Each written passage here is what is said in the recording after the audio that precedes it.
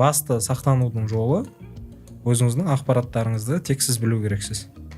Мысалы бізде андай жақында қызық әңгіме болған. Бір дос қасымда отырады, досым. Осылай көлікте отырмыз, бір кезде хабарласады. Осындай банктеміз, сіздің жабылмай қалған 150 теңгеңіз бар екен. Сол 150 мың теңге болып кетеді.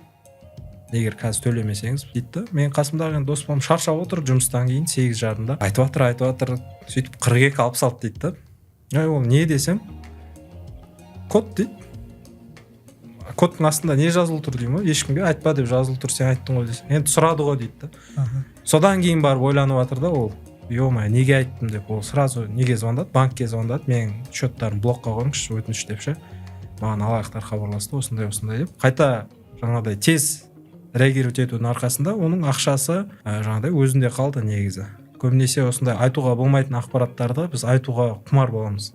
Билетті көрсетеміз, иінімізді теркетеміз, немесе біреудің жаңағыдай реклама ашады Инстаграмда, өзінің атыңды, номерін жазып кетші дейді, біз жазып кете береміз еркін.